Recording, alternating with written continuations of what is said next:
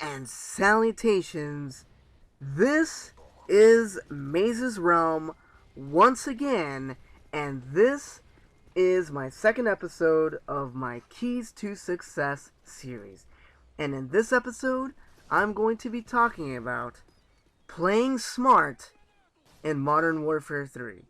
Now, I know that that is a very vague statement, but I want you to imagine that you are the Velociraptor in Jurassic Park. Do any of you guys remember that scene in Jurassic Park where this guy was going after the Velociraptor that had escaped and it chased it into the jungle, and right as he thought he had the raptor cornered, he turns around and there it is. And all he could say was, "Clever girl." And then he was dead.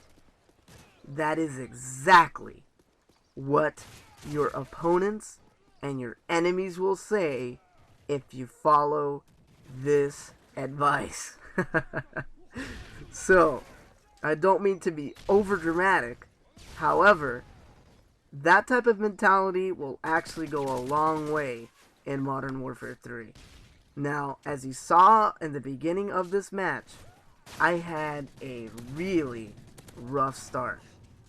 And because I had a rough start, I had to calm myself down and A, change my loadout, and B, change my gameplay style.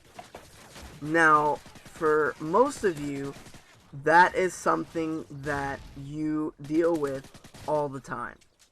That's something that comes naturally. But for some people, it's not as easy. And the reason for that is because a lot of mental anguish kicks in when you're struggling in the beginning of a match. The first thing you think of doing is, okay, I'm going to start playing a little bit more passively, I'm going to camp a little bit more, and I'm going to try to keep using this loadout and do well with it. Well, that is a, fairly common way of thinking.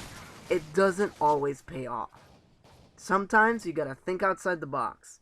And by that, I mean change your gameplay style and your loadout. It's that simple. And then implement that gameplay style in a very, very smart way. As you see here, I started playing a lot more aggressively. I started flanking a lot more quickly. And on top of that, I started playing a little bit more smart. I started checking my sight lines more. I started checking my back more. And I also started using the sound in the game and the environment to my advantage.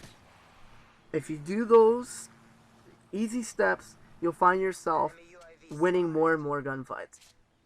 Other things that you need to keep in mind while you're trying to adapt to how your enemy is playing is using the enemy's loadouts as your feedback.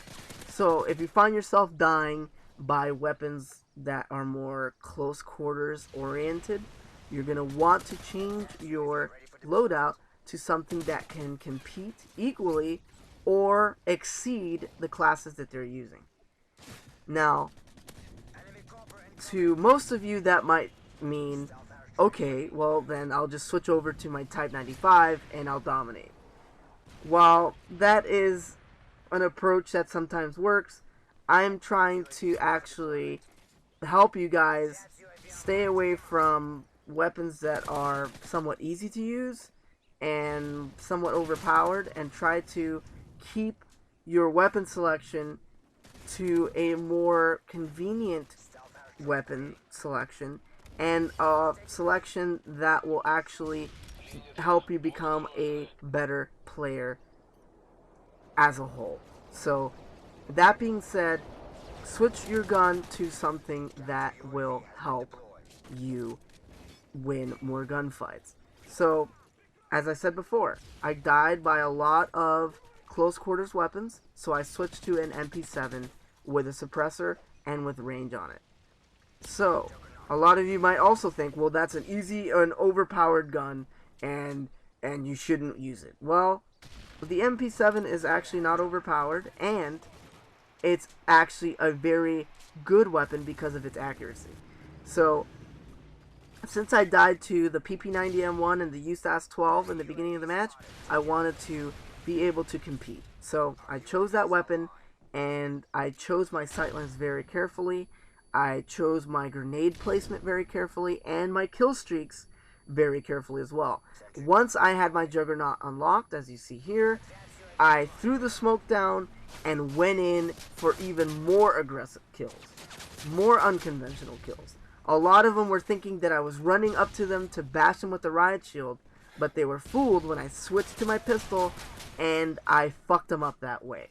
So that type of mentality is a mentality you should take in to every match that you start out poorly.